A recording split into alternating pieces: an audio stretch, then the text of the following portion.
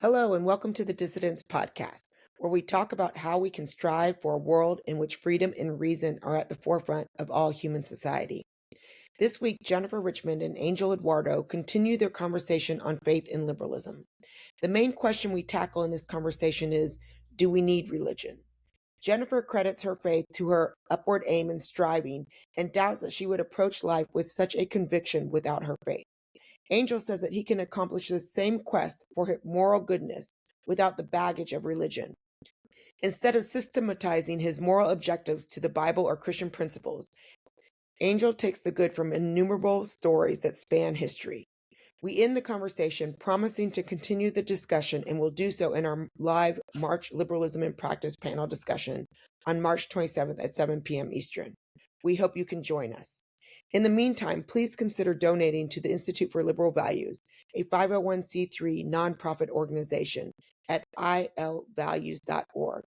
All donations go to support our continued programming to realize our mission to provide the skills and support required to build community where there has been division, encourage free expression where there has been censorship, and foster optimism where there is fear.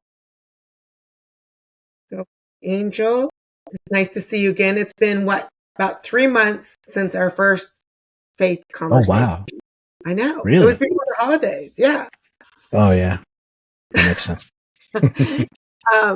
So I was going to update you a little bit on since our conversation, a couple of things that, I don't know, are a carry on from this conversation, if you will. So First and foremost, I mentioned this to you in an email, but Jonathan Rauch, his new book is now out called Cross Purposes.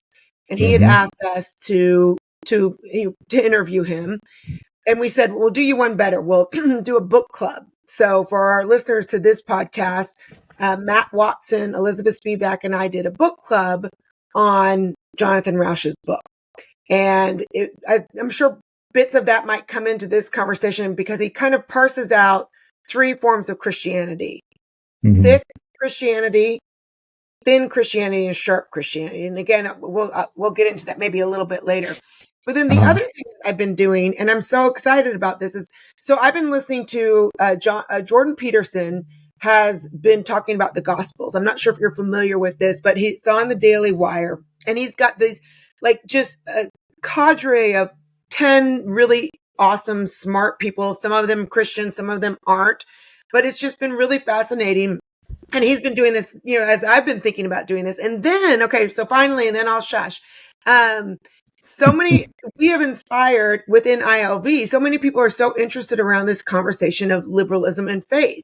So you might be getting an invitation soon if you are up for it. But Elizabeth, Matt, and myself want to continue on the conversation we started with Jonathan Rauch. And then I said, well, maybe we'll bring Angel in too. And then Elizabeth was very happy. Ruin everything. Yeah.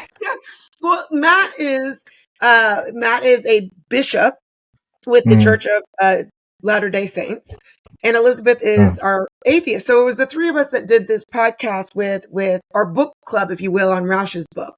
And we all just got so jazzed by the conversation. And so they're like, how can we keep doing this? And I was like, well, this is, to me, I'm thinking in my head, like the Jordan Peterson stuff, that I'm getting so much out of this conversation between like atheists and Christians and this back and forth. So anyways, it will be the... Sure. I'd be happy to. Yeah. I haven't read John's book, but I just listened to him on my friend Xavier's podcast, Converging Dialogues. And there was a great conversation between them. I'm not convinced, unfortunately. I think we shouldn't try to argue against John when he's not here, but I think there are certain moves that are made that kind of presuppose that the only answer is this, kind of thing, to summarize it. And I just disagree. Like, I was listening to the podcast and I found myself kind of talking to my phone as if I was in the room with the two of them, and just going like, well, yeah, but, and, I have things to say, but I wasn't part of the conversation. So it would be really fun to talk to John. I've met him a couple of times. He's a lovely guy. And it's, it's kind of what we're doing here, where we're trying to parse what is it that humans need? What is it that people need in order to live good, fulfilled lives and feel a sense of purpose and a sense of meaning and all that kind of stuff? And also, how do we structure society? And what virtues and values do we infuse into our society? Do we use as a foundation for our society? All those are really, really good questions. I am just not convinced that Christianity is a good answer. Well, that's where we were going to go with this conversation. Your question for me was, do we need religion? Was if I right. At all, period. Like to live the good life, right? Yes, but we'd have to define what we mean by religion, because that's where things get wonky. Okay, so well, you had the question originated with you, so you take it from here. What are you thinking when you say religion? Should we leave it maybe just to Christianity? I'm ready. Okay, well, most people that are having this discussion in our context are talking about Christianity, and they're saying that it's a necessary component to living a good life. And you even have people who are atheists by all accounts. They don't believe in supernatural stuff, but they still think that Christianity is just the best framework to use to structure society.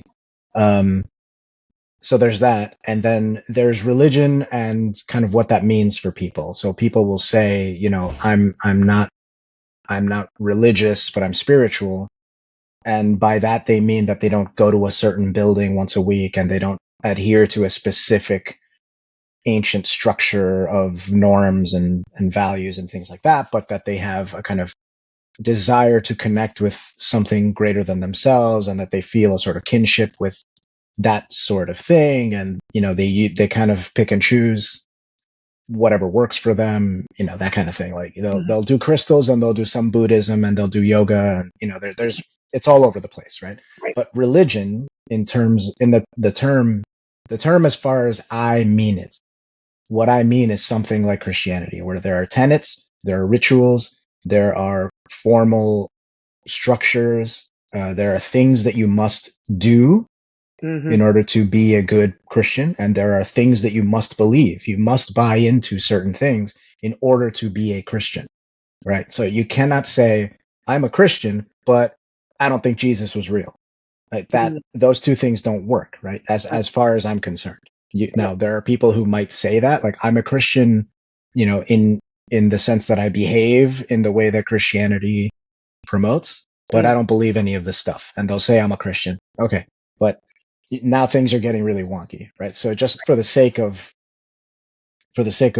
being able to discuss this in a clear way, we should just say that's what I mean by religion. It's the formal structures, the organized structures and strictures and scripture and all that kind of stuff. And I don't mean it in the kind of more wishy-washy way where religion comes from the Latin word for union, and it's really just about cohesion and all this kind of stuff. Yeah, sure, but that's not what people most of the time have in their head, right? Yeah. So, well, I guess like for at least between you and I, we could always bring in other people of other faiths at some point. But for me, when I'm talking about religion, my background is in Christianity, so that's kind of the response I will have. So we don't have to limit it to Christianity, but in terms of like my experience, that's where I'll go.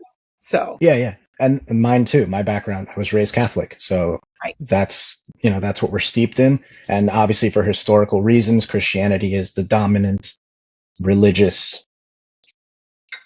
zeitgeist, right? Like it's just it's how America kind of sees itself. Right. Whether we can get into the weeds about whether this is a Christian country, it was founded on Christian values. I dispute all that, but whatever. The fact is that Christianity is kind of woven into our general culture in a way that Hinduism is not, right? So that's a thing we can acknowledge and work with. Right. So, okay. So, I mean, to the question, so having defined or determined what religion is, to the question, is it needed?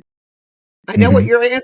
Give me more. Tell me why you don't feel. We touched on this in the end of our last conversation, but fill in the blanks a little bit.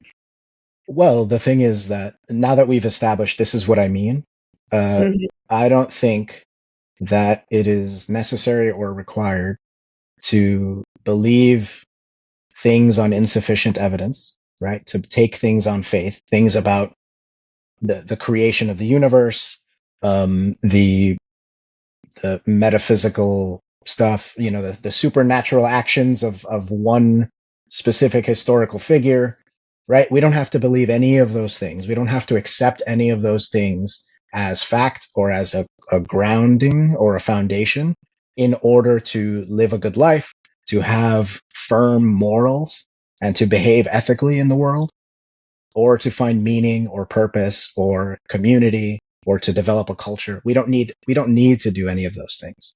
In my view, religion, our religions, right, Judaism, Christianity, Islam, have monopolized on providing people. I think we talked about this last time. It's kind of like a Walmart. It's like you can get everything there, right? Here's your scientific explanation for the way the universe works and why. And here's your spirituality. Here's your connection to the numinous. Here's your community. Here are your rituals. Here are your ways of living your daily life. It's a one package thing, and you kind of just buy the whole thing, right?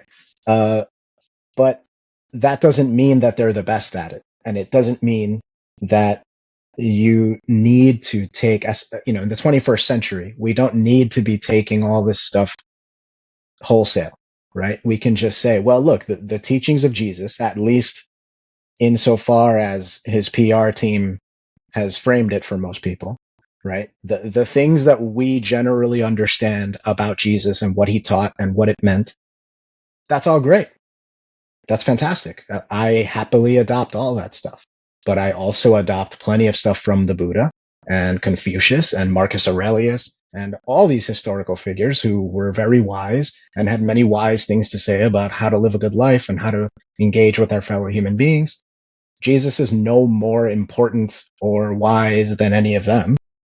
And I don't see any reason why I need to limit myself, right? So, and that's what I think religion ends up being when it's bought into in a kind of genuine way, where people say, no, Jesus Christ is my savior. I'm going to follow his example. I'm going to follow the teachings of the Bible, and I'm going to do this. They don't even actually do that because most people don't read the whole Bible, and there's plenty of contradictions, blah, blah, blah. But like, why even do that, right? The point is, I want to live a good life. I want to find meaning and purpose. I want to find a community. Okay, great. Why would you limit yourself to only one part of the community, only one community, or only one way of looking at the world? We're trying to find the way to live the best life. Tons of people have tons of ideas about that. And it's our job to sift through all that stuff and figure it out together. And I think we've done that too. That's the other thing, is I think we've done that, right? We live in a secular society, for better or worse.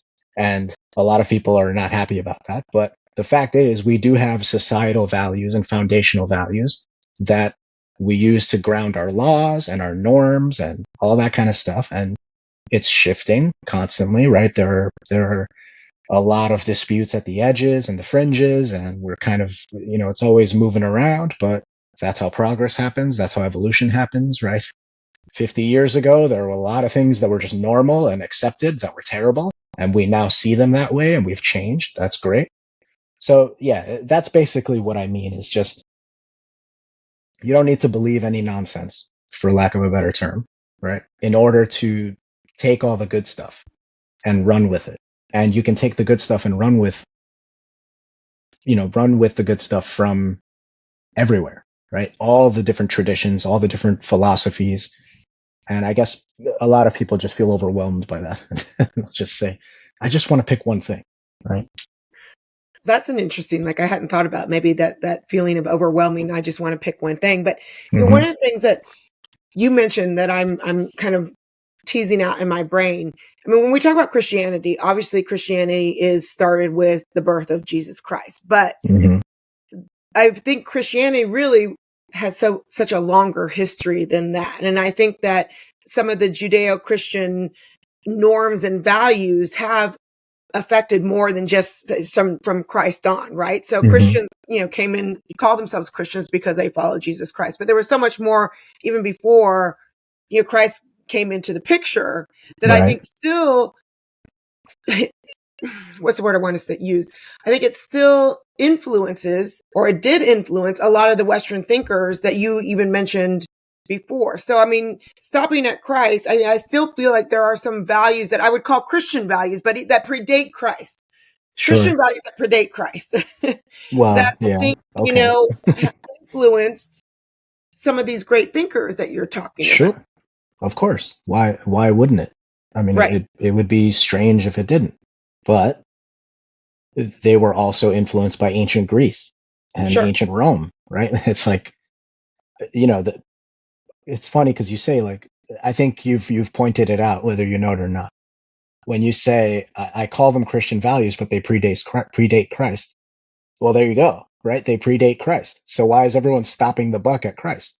Let's think all the way down. I mean, China was like a fully formed, very old civilization when a lot of these people were just getting started, right? So then there's plenty of wisdom there, right? There's plenty of stuff we're going to leave there, and there's plenty of wisdom just like everywhere else. But that's the thing, is why are we stopping there?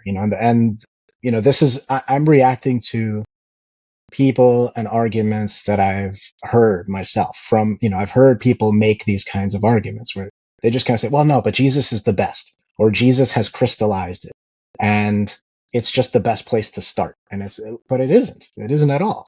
And I mean, Jesus wasn't even the only person saying the sorts of things he was saying when he was saying them.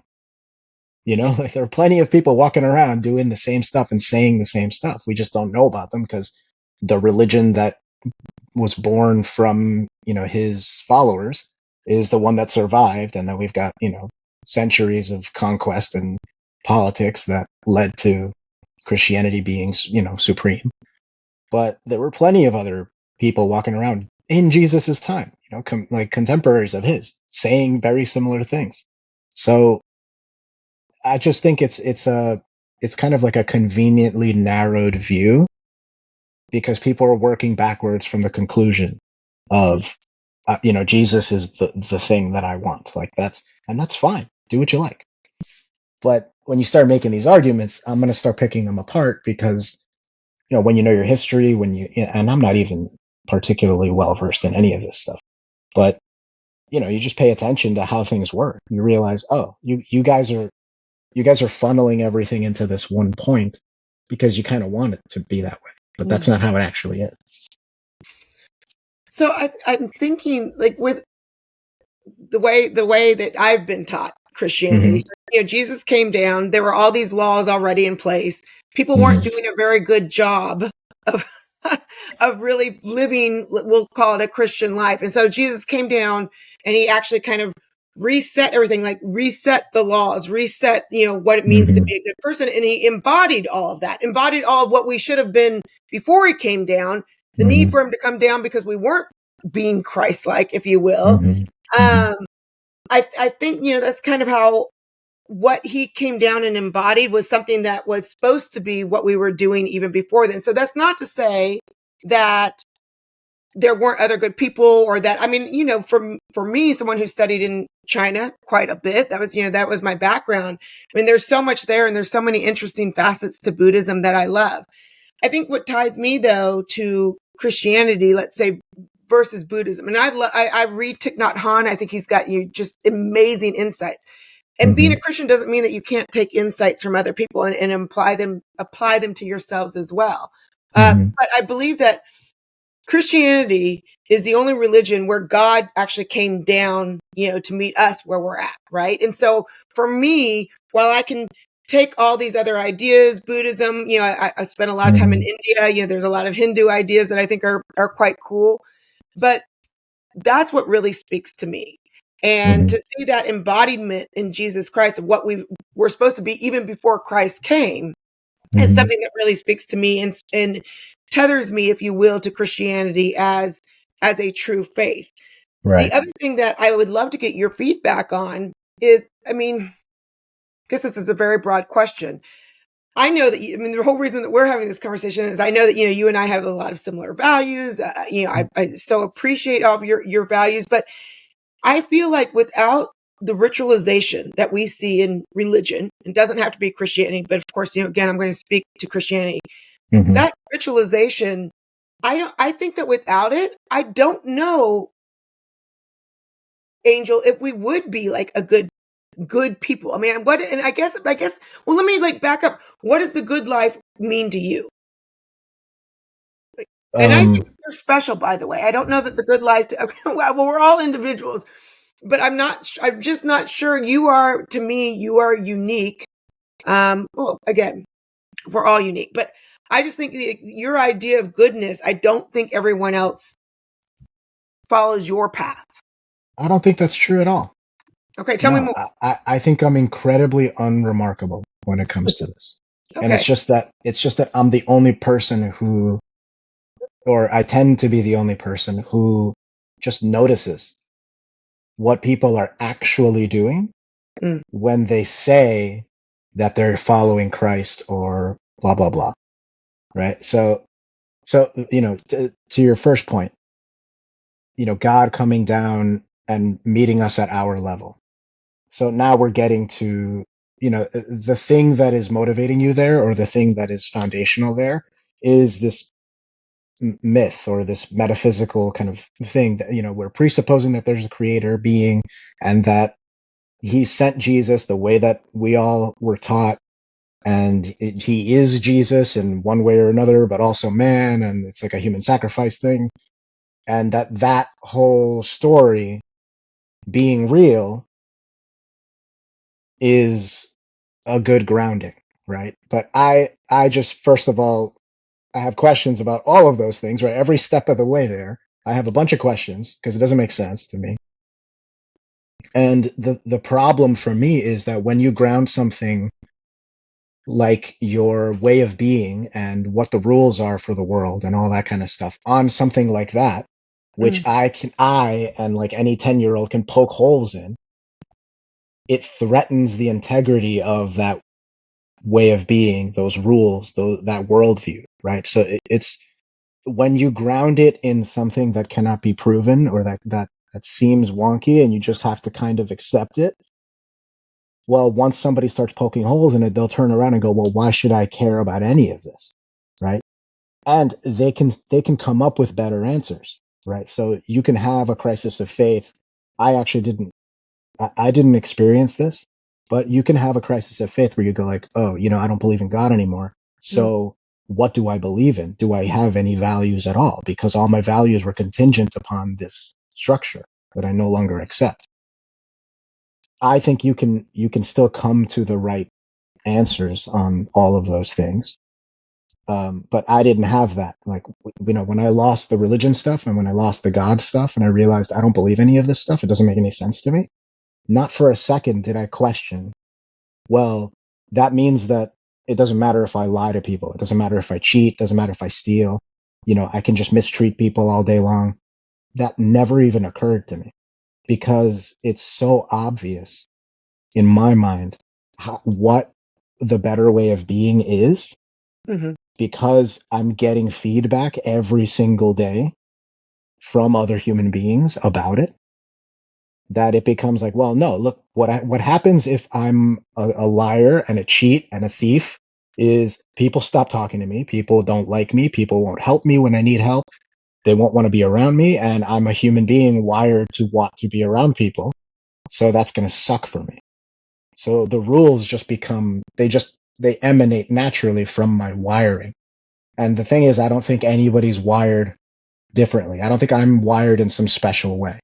Right? I think this is just the way it works. And so now getting back to the thing that I'm the person who recognizes what people are actually doing, is they'll say I'm a Christian, I'm a follower of Christ, like I believe in the Bible, I follow the rules. Did you read the whole thing? No. God wrote a book and you skimmed it. Okay. Right? And so if you did read the whole thing, you'd see all the contradictions and all the other stuff that's going on there. That means in order for you to follow it to the letter, you'd be schizophrenic.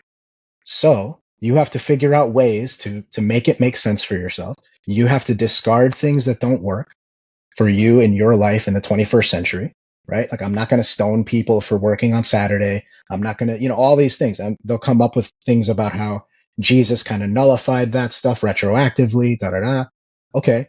But all that logical work is people knowing deep inside what their values are, instinctively knowing I can't behave this way. That's not a good way to behave. But the rules tell me I have to behave this way. So I have to come up with another rule that supersedes that rule. What are you doing when you're doing that? What you're doing is proving that your morality, that your sense of right and wrong is innate, and you're trying to fit it onto this structure. So you're trying to come up with ways to make it work so that it doesn't cause that dissonance in your head. And to me, that is proof that we don't need the thing. We're putting the cart before the horse there, right? We infuse our morality and our values and the things we care about into our religions and then systematize it. And then after a while, we start to think that the religion is the thing that's feeding us our morals. But it's completely the opposite. So that's the thing, right? So first of all, it's just grounding things on dubious claims. That's going to be a problem at some point, right? Every little kid is going to start asking questions that a grown man who's supposed to be an expert on this stuff cannot answer, right? And then the other thing is just like it turns into what feels like a chicken or the egg situation, but it's not at all. It's human beings are infusing into their religions and always have what their values are, what they care about, what they think is important. And it turns into a structure that then they can say, look, kids, if you just follow these rules, you'll be fine. And it seems like you wouldn't have rules if not for this thing, right? But that's just an illusion of the way humans work and generations and all that kind of stuff. Does that make sense? I think so. So you're saying, though, that, I mean, all this generated values in general, and let's say values meaning, let me define that. Values being more kind of the good values, right? Don't lie, don't steal, don't cheat, that kind of stuff. You're saying that those values, we would have them no matter what. Religion wasn't, we were kind of shoehorning religion with those values. Is that?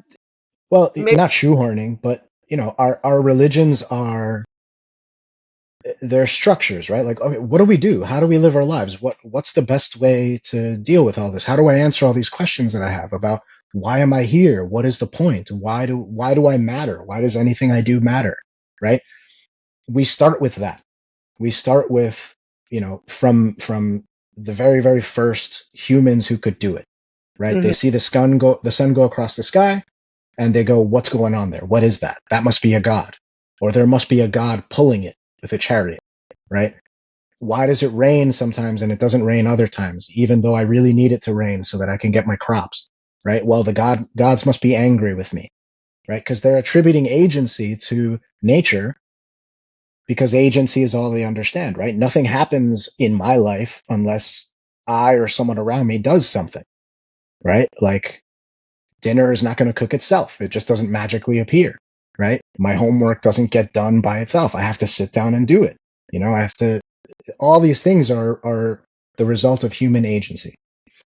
So when you get to the questions of why does it rain? Why does the sun come up and go down? What are those star things? Like when you start asking those questions, you just infuse agency into them because it's the natural way to be. But then we start learning like, oh, the earth is not the center of the universe. The sun doesn't go around the earth. The earth goes around the sun. We learn all these things through observation and, people getting burned alive. But that's the main thing, right? Is it starts there. And then you just have people going, I'm really overwhelmed and confused and scared. Please tell me something that will comfort me. Please give me some kind of guidance. And then you'll have people who say, I've got you. Don't worry. Here are the rules. Here are the things you can do. Here's the place you can go. You'll feel connected to people. You will feel like you have something to do. You will feel like your day-to-day life has some kind of meaning and purpose, which is just an innate desire that we have, right? And I'm going to give you all that stuff. And generally speaking, it's going to work pretty well for you. And it's going to work pretty well for your family. And so you tell everyone you know, and then they get in on it and they benefit. and it turns into this structure, right? Mm-hmm. And then it becomes this thing that you can't question because, man, that's terrifying. If this whole thing falls apart, everything we've built and enjoyed falls apart. So now what do we do? Right? So that's the thing, is that it comes from that. But the thing is that it all starts with, we're starting a religion, right? You and we're starting a religion. Let's pretend history doesn't exist. We're just going to start, we're trying to figure out, okay, how do you and I interact with one another, right? If we bash each other on the heads with rocks every day, neither of us are going to enjoy that or benefit from it. And the results will be pretty clear pretty quickly, right? So we already have a rule. Let's not do that. And let's not do anything that's kind of like that, right? So let's not use wood instead of rocks. And let's not try to drown each other, and let's not kick each other or punch each other. Now we have a bunch of rules based solely on our mutual self-interest of this sucks when we do it. Let's not do that. Mm-hmm. And then it just becomes more and more complex and multifaceted when you get more people and all that kind of stuff. And then it turns into this thing. But the values came from this mutual self-interest, this desire not to be in needless pain, right? That's where all morality comes from. It's a strategy for flourishing. I think we talked about that last time. Right. We did.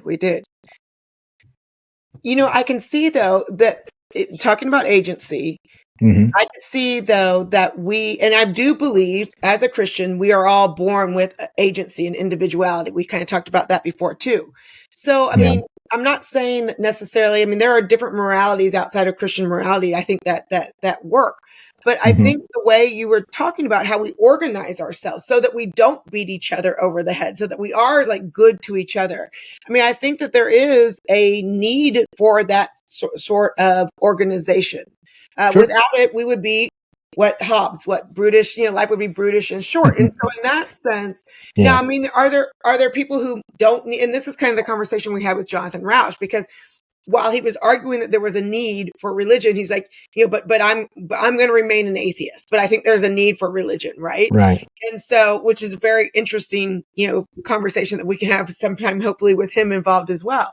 But I do think that there is something around ritual and that human connection that religion fills that space that nothing else does.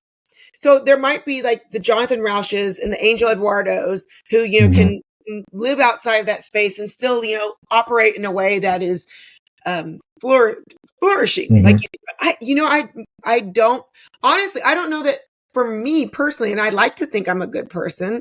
Sure. But I'm not an Angel Eduardo or a Jonathan Rauch. I need kind of that ritualization around my faith. And for me, it's also a question of hope. And I would love to ask you, like, what does hope mean to you? What does hope mean? And do we need hope to be good people? So because hope to me is very much tied to my belief system, being around religion, Christianity specifically. Okay. What does hope mean for you? I don't know if we're getting too far off, but these are some of the questions I have. No, I think we're right on the money, because you're talking about what the benefits are that you get from this thing. And my contention is that the benefits you are getting from this thing are great, but you don't need the things you think you need in order to get those benefits, right? All it takes really, and it's easier said than done, but all it takes really is a shift in your mindset to recognize what's actually happening, drilling deeper into what's actually happening, right? So here's an example. A cousin of mine, she's religious, and she goes to this local church. It's not a church, like it's not in a traditional church building. It's in a kind of music venue, and they take it over on Sunday mornings. So it's a little bit different, right? But they're still, going with the Bible and doing typical, Christianity type stuff, but not like Catholicism stuff. So she invited me to come, and I said, sure. And she was already shocked that I said yes. So, but, I went. I've been to these things, and I went, sure, you want me to go? I'll spend some time with you, and I'll go. And it was lovely. They play some cheesy music, and and everyone's having a great time, and you can tell that everyone there really needs it. Like they need to be there, right? Like I had a couple of people she was saying hi to. We were on the way in and they were on the way out from an earlier service, and one person said to her like, "Oh man, I needed this today," as they're walking out. And I'm like, and I just think, great. I'm glad you got what you needed from it, right? And so we're there at this thing, and there, the music is kind of vamping in the background, and then the preacher comes out, and he's saying a couple of things, like, how's everybody feeling? Is there anybody dealing with, blah blah blah? Someone will raise their hand, and he'll, say a specific prayer for them, and he's like, I feel like we need to stay here for a little bit longer. I feel like there's a need. There's something, I feel like we need this moment. Do you guys mind if we kind of stick around here for a bit before we get really started? And everyone says, yeah. And, the music is going, and then the guy says randomly, is anybody having like an equilibrium thing, like in their ears? Like, is anybody suffering from something like that? And I just thought that's a very oddly specific thing to point out of nowhere, right? Yeah. So he's like, is anybody having he was basically saying, is anybody like suffering from vertigo or something like that? And this young man raises his hand, which is also very odd. Like, how the fuck? But so this young man raises his hand. He looks like he's in his early 20s. He's got a hoodie on, and he walks up to the stage. So it's a performance venue. So the guy's up on a stage, and we're all in the audience. And the guy walks up to the stage, and they do a little bit of, like, you're feeling this thing. And he's like, yeah, I've been dealing with it for a while, blah, blah, blah. And then the guy like puts his hand on his head and says a few prayers, and, he's commanding God to do stuff, which I also found strange. But he's saying, God, like, please remove this ailment from blah, blah, blah. Like, I command you, God, release this. And I'm like, you're commanding God? Okay. Well, a little presumptuous, but fine. So these are just little things that I, as an asshole, I'm witnessing this stuff, right? But I also I'm witnessing something very lovely happening, and I'm recognizing that, right? So this young man, he's got the preacher's hand on his head, and the preacher is praying over him and wishing him well, essentially, right? Wishing him well, saying, I hope everything gets better for you. We're here. We're taking all this, everyone, we're pausing everything we're doing just to focus on you for a minute. That's what's happening. They're not saying this, but what's happening is I'm taking this time to focus on you, just you. And the whole audience here is paying attention to what's happening. They're all focused on you too. And everyone in this room is wishing you well. Everyone in this room is saying, hey, I see you. I see that you're going through something, and I'm wishing you the best, right? That's basically what's happening. It's dressed in different things, but that's what's happening. And the young man starts crying. Like you see his shoulders going up and down, and he's having this moment of catharsis where, he really needed that thing. He really needed that moment of people giving him some love and showing him some attention and saying, hey man, we're with you, whatever you've, and of course, whatever's going on with his ears, whether it was true or not, or he just felt that, need, obviously he's going through something. Right. Obviously there's some stuff in his life that he's struggling with, and he needed the time. He needed somebody to say, hey, I care. Right. That's beautiful. None of that needs to be framed in, there's a guy 2,000 years ago who is actually God, but kind of also a person, was born of a virgin, did some magic tricks, and then he was killed. And then on Sunday, he came back to life and showed himself to everybody. And then you don't need any of that for that moment to be real and true and beautiful and necessary, right? It just so happens that it happened in this context. But I have seen very similar things happen at coffee shops and restaurants and people's living rooms. Just people caring about one another, showing each other love and attention and affection, and saying, hey man, I'm here. I'm with you. I'm your friend. I'm wishing you the best. What can I do to help you? If it's just a hug, I will give you a hug, right? I've seen this. So the mistake is thinking that this is the only way we're going to get this stuff. And for me, it's a mistake because there's a lot of baggage that comes along with all that stuff, believing nonsense, and also just the the evil stuff that gets smuggled in, where it's like, oh, now there's like a group of people we don't like, and there's a group of people that we're firmly against, and there's a group of people that we silently judge, and there's all these things that just naturally happen, whether it's preached against or not. They naturally happen because of these presuppositions, because of these assumptions we make about it. There's always going to be that human thing of like, well, I believe the right thing. I'm holier than you, and I'm better than you, and you should listen to me so that I can save you. Like, all that stuff comes out of the stuff we don't need, right? And the beautiful stuff, like I just described, can exist completely independent of any of that nonsense. So that's really where I'm at there. It's just we need to recognize that these benefits, that, you know, that baby that's in the bathwater, it doesn't need to be in the bathwater. We can pick the baby up and put him somewhere else. See, I guess my experience has been, I mean, I'm hearing you, and my experience has been somewhat different in the sense that, well, first of all, let me just go back and say, if I was at a church and someone says, is someone feeling vertigo? And then someone says, comes up to us, their hands being laid on, I might feel a little bit awkward myself. So that's not necessarily what to be expected when you go to church. I don't know what the situation was, so I'll leave it there. But I will say, like, this is where what I get out of church, and to the extent that there is, you were talking about, you know, someone feeling comfort or someone needing comfort. I do agree. I mean, yes, as friends and as you know, individuals and as people with agency, well, I hope you always have a friend who might be able to provide that kind of comfort when you need it. But I have got to really have that experience in a communal setting with people who are all there. I mean, we will stop, you know, if someone does have an issue, not necessarily vertigo, but, you know, someone that needs some prayer or some comfort or whatnot. And that focus will be there, even if there's no other connection to this person outside of us being, I mean, that's kind of like, again, that's the ritualistic aspect of the church, that kind of community aspect. So to me, I've never, outside of individual one-on-one, yes, I've got friends who aren't Christian, who, if I'm having a bad day, are going to come up to me, give me that, you know, contact that I need.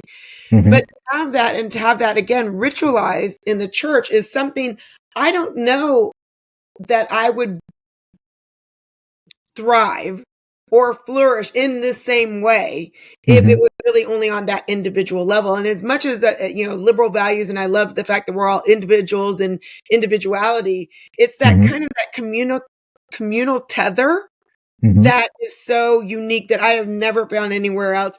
It also, and again, yes, we can all be, you know, good people, don't lie, don't cheat, whatever. But it's constantly, because of the ritualization, because I have, by the way, read my Bible all the way through. You know, it's, and there are parts of it, you know, particularly in the Old Testament that I've got questions about. But I think that that's something that when you're in the community, my Christian community, that I would consider, to use Jonathan Rauch's term, thick, right? Where we really are trying to break through kind of the baloney of some of the sharp and the thin Christianity, where people, you mentioned something before about someone saying, I'm a Christian, but I don't believe in Christ. That's the word, right? Christian. No, you're not, right. You know? So, I mean, there is a lot of baloney out there. But in my experience, searching out questions that I have, searching out this thick Christianity, searching out, you know, the fruits of the Spirit, if you will, which are all things that I think you would say most of us want: kindness, patience, generosity, all of these things. I have found the only way for me to do that, and to do it in a way that is consistent, intentional, and meaningful, is through that kind of communal ritualization of reading the Bible, of going to church, of having that faith community that keeps you, you know, accountable. I have yet to find something like that in a one-on-one. I mean, I have friends that do that, you know, but I mean, it's not consistent, right? It's not, and I'm not intentionally always seeking it out. And so, to the extent that I think some people are like me and that need that I don't know, that backing, that community, that Mm-hmm. ritualization. I do think that there is something to be said about religion empowering a strong, being as Roush would say, and as Elizabeth said in our conversation, it's a pillar, and and while some people have used this pillar, and the pillar is not always something that I'm proud to be a part of. I think when it's done right, when it's done in a way that's thick, I think that is a pillar that can really serve as a something that's incredibly important for society. Sure. I think we need those pillars and we need those communal reinforcement, right? We need those things. My only contention is that religion is neither the only nor the best way to do that or get that, right? And it just so happens that religions have monopolized on that. And for many, many, many, many years, many centuries, people didn't even bother coming up with alternatives, right? So there probably won't be that many, or there won't be many that are satisfying to a lot of people, especially if they're trying to leave that and go to this new thing. They're going to say it's not as good, it's not as strong, it doesn't feel the same. Sure. Now I don't know. I kind of I vaguely remember some quote from Jesus about my God's kingdom is everywhere, the church is everywhere.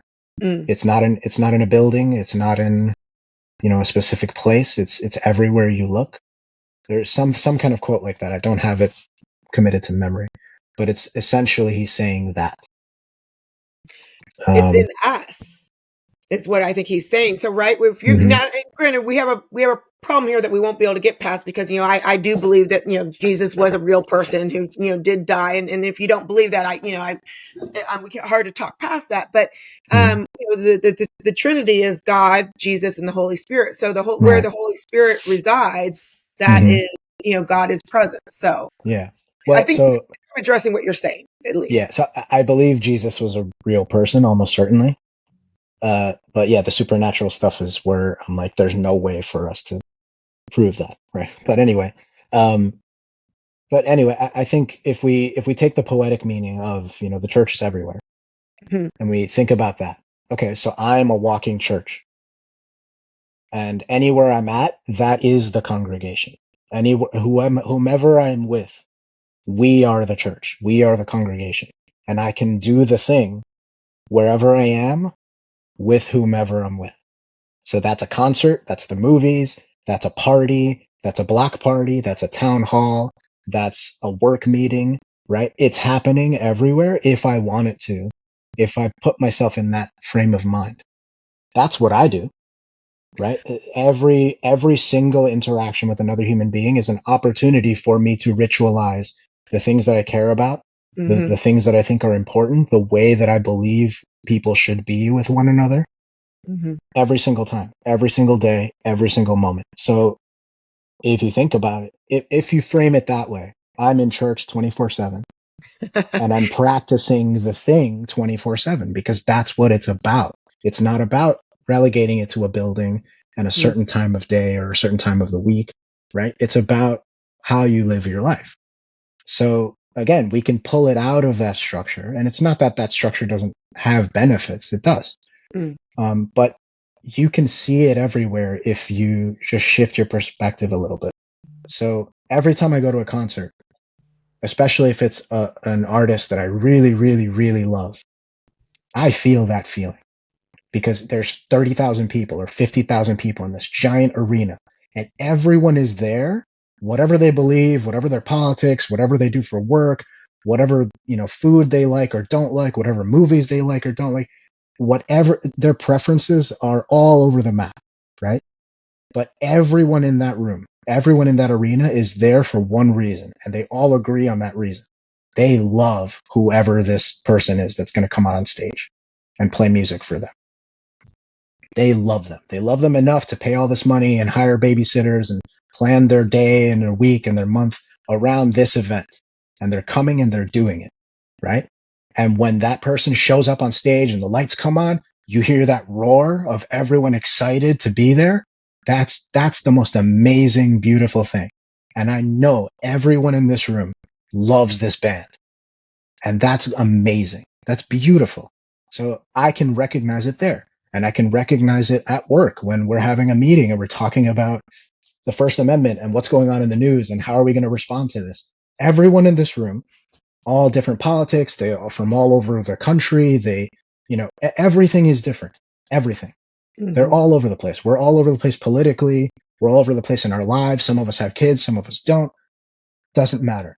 Everyone in that room on that Zoom screen is thinking and talking about the First Amendment and free speech and how do we defend it and what can we do. In that moment, we are this congregation of people united under this thing. And it's beautiful. I can take a step back and say, this is amazing. All these people. And we're all here for this. And it's beautiful. So maybe it's just about shifting the perspective a little bit and recognizing that you do it more than you think, that it's happening more often than you think, and that you're actually never not doing it. Maybe it's about that. Maybe. And I think, again, that kind of end on saying, I think this is one of the reasons I invited you into this conversation. I think that you're unique in that way. And I see that in you in everything you do and in every interaction that you have. I would leave it at that. I think that you're unique in that. I think that other people, without having that conscious, I'm bringing this, these values into everything I do. I don't think that that's common. I think that is uncommon. What's uncommon is their recognition that that's what's happening. But it's not uncommon at all that that's what's happening, that that's what they're doing. Because I wouldn't be able to do it if there weren't other people to do it with. Right? We're doing it. Everyone in that stadium loves this band and they love it and they're feeling the love and they're feeling the energy and they're having a great time. They're just not labeling it the way I am because I took a step back and I'm pointing at it and going, hey guys, have you noticed? And that's fine. That, we need people who notice things to point it out for other people. That's fine. But if we're talking about where do we find this thing, where can we get this thing? Literally everywhere. All the time. Like every single moment is a miracle. We are having this conversation across the country from each other. We're in different time zones, right? It's literally a different time of day where you are. But we're having this conversation through the beauty of technology and all this stuff. And we're connecting on a human level, you and I together. It's amazing. If we take a step back and just recognize that everything is miraculous in that way.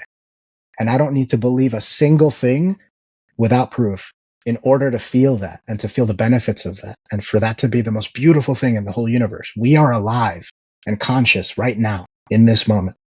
So I didn't answer your question about hope, but that's what gives me hope. That's what hope means. There's a desire and a striving to move forward and to get better and to do better and to see what we can do and see what can happen and how much better it can be for everybody.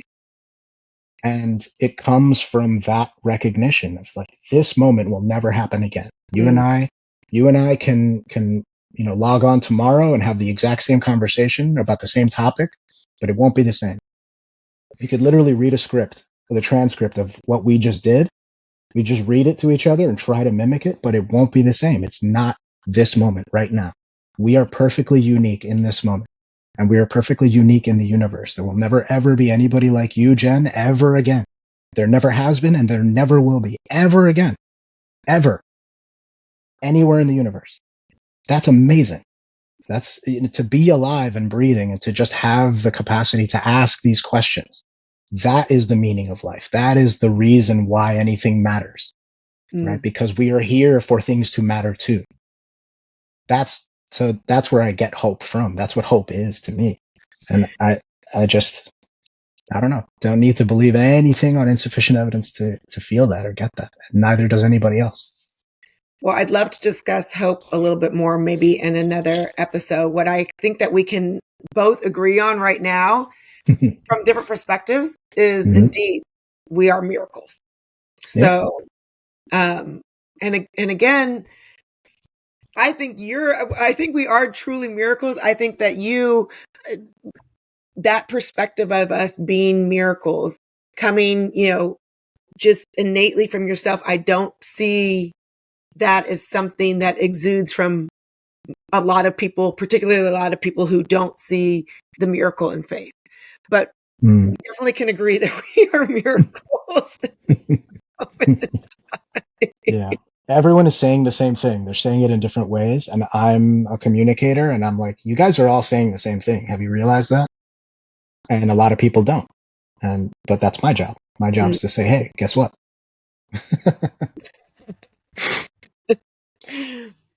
Well, Angel, then shall we think on what our next, maybe we'll get John Roush in here, but I love the conversation. That'd be great.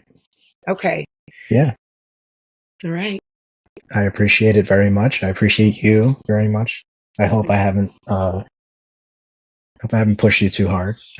No, you know what? I mean, and here's where like my faith is, I mean, I think that we're supposed to have questions, and I don't think that everything is lined up in a way that's like neat and tidy in a package that you just unwrap. But I get a thrill from having these conversations, hearing you, giving me new ways to think, and then going and kind of digging in to see like how my faith would respond to that. And it for me, actually, what it ends up doing is it kind of strengthens my faith. It strengthens because I'm going in and I'm doing the work. I have yet to be. I mean, I still have questions, but none of the questions are enough that I'm like, oh, this is bullshit. You know, right? It's like okay, let me find out more. And in that finding out more, I become more kind of convicted in the questions of questioning my faith, you know, and that it's a good thing. Yeah. I really appreciate you being open to having a conversation. A lot of people are threatened by it because it's scary. So, you know, you're already a cut above the rest for that because not a lot of people want to do that. Well, I think, you know, going back to these words like thick and thin, and I know we really haven't defined those, but what we ended up with, you know, talking to Jonathan about is, you know, he was really, what he saw in Christianity was thick connection, right? And what I see in you is thick connection. And for me, being a thick Christian is thick connection. And I don't, again, I feel like you might be I hope more people are like you. I hope that I'm wrong. But where I have found that thick connection outside of a few, you know, kind of really interesting relationships like our own has usually been because of something bigger than us. And I think it's that thickness that we're looking for. And I'll tell you, in a lot of churches, I've done a little, you know, bouncing around here and there in churches. I'm in a good place now where I'm at, but I haven't found that thick connection. And right. It made me That's another thing. Yeah.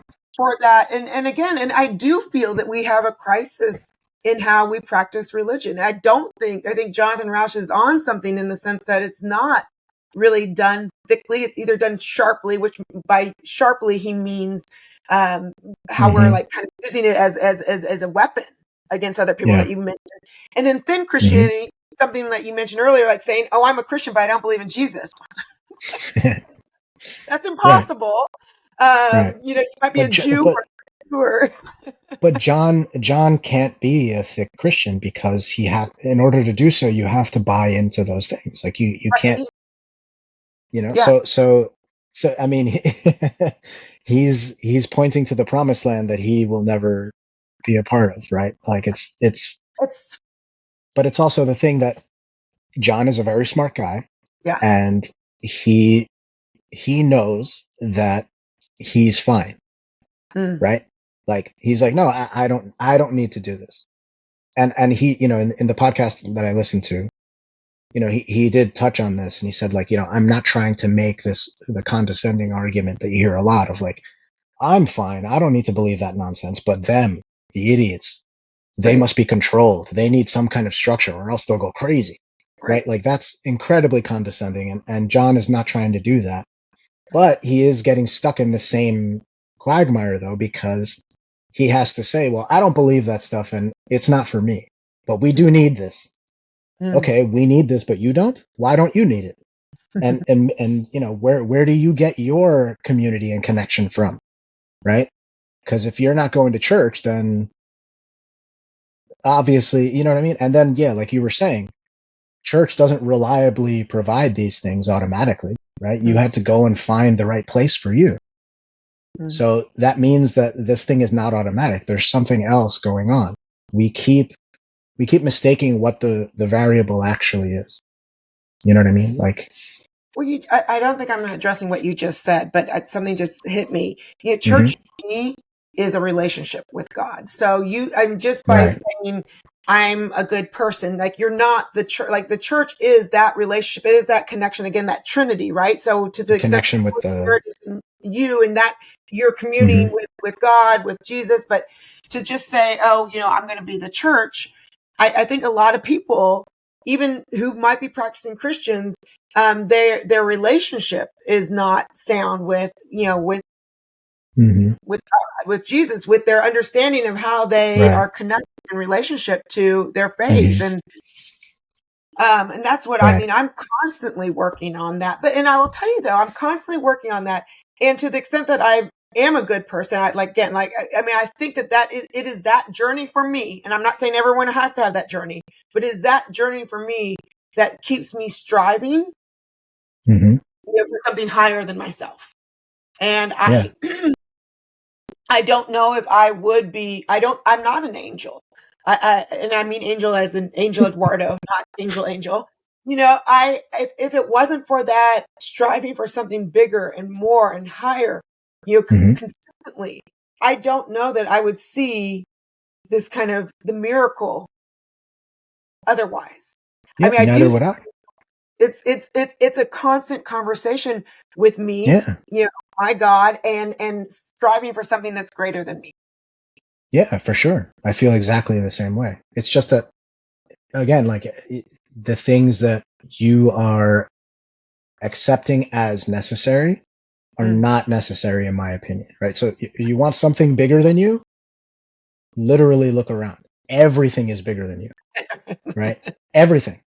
And so George Carlin has this beautiful thing he said, where he said, I am simultaneously greater than, lesser than, and equal to the universe. I'm greater than the universe because I can contain it in my mind. I can think and conceptualize about what the universe is. And I can hold that in my own mind. The whole thing. And the concept of infinity, I can contemplate that. So I've captured it. But I'm lesser than it, obviously, because I'm just this really tiny speck of matter in this infinite thing, right? But I'm equal to it because I'm of the same atoms that it is.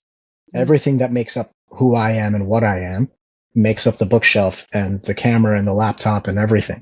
And everyone else that I see or meet or will never meet or never see. Everybody, everywhere. We're all of the same atoms. We're all exchanging atoms constantly. We're this beautiful mess of this manifestation of atomic, whatever. So that means that everyone is me and I'm everyone. And there's no reason to feel lonely. There's no reason to be scared because it's all just me and I'm everywhere and everywhere is in me. And it's all this beautiful stuff that you don't need to believe anything fancy or metaphysical or supernatural for that to be true. It is true. It's a fact. We know that about how the universe is. We know that about how our minds work. And that, so if you want to feel a connection to something greater, it's only a matter of pausing for a moment and paying attention to what's happening in this moment right now. The fact that I can even do that, the fact that I can pause and just recognize that I'm conscious, that's where the miracle comes from. That's the thing that's bigger than me, right? And there are many, many things bigger than me that are closer, right? So society is bigger than me. My neighborhood is bigger than me. Our country is bigger than me. And all of those things kind of push me in that direction of striving towards being a better neighbor, being a better citizen, being a better human being. All these things they're concentric circles of the same basic point. And so, it's the thing about, it's about your relationship with God.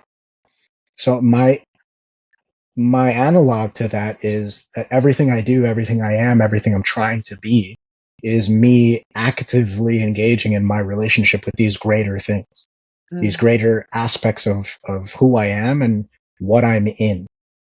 And I get the same kind of benefit from it. And I just think people haven't recognized that because fish don't know they're wet. And it's just, this is the way it's always been. I've never even considered the idea of it being different. Mm-hmm. And so you need people to come around and be like, hey, have you noticed? And that's the kind of thing there. And so, that's why the problem with like what's going on with John is that, he's a Jewish gay atheist. So he doesn't function in the very structure that he says is necessary. Mm. And so how is he going to continue to function? There must be some way, because he's not a terrible person. He's a wonderful person. He's a brilliant person. He's a successful person. And he's engaging in the world in a way that clearly works well and that people derive benefit from. So what's going on there? He's doing it all without the thing he says is necessary. Mm. So what's happening? What's happening is that the deeper thing that's actually going on.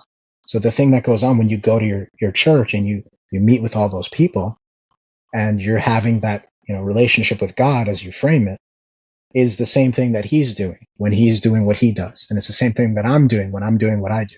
So clearly we have to drill deeper to the more fundamental, like what actually is happening. It's not about those details that we've decided it must be Christianity because Christianity is the only thing that has ever worked for me. It must be something else. There must be something deeper that is the core of it that just manifests itself in church for you or in concerts for me or in whatever John does, right? It has to be something more fundamental, more foundational because, and this is my scientific mind, like I'm pulling out all the extraneous variables. I'm trying to figure out what is the thing that's actually influencing this effect. And I'm removing, well, it might be this. So let's remove it and see if it still happens. Let's remove that and see if it still happens. And it keeps still happening. When we remove religion, we still have good people doing good things. We still have people who are deeply connected to the world around them, and they feel the sense of awe and purpose and hope and community. So, okay, religion obviously is not the dependent variable there, right? Mm-hmm. Or the independent variable. Like it's got to be something else. Something else is going on for this effect to continue to happen.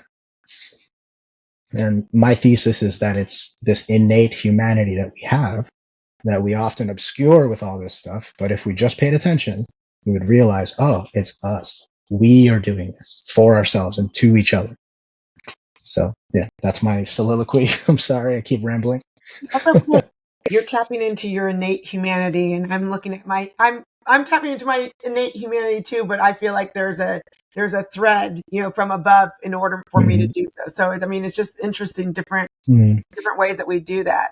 We definitely need to talk to Jonathan to get his views as well, because I would love to.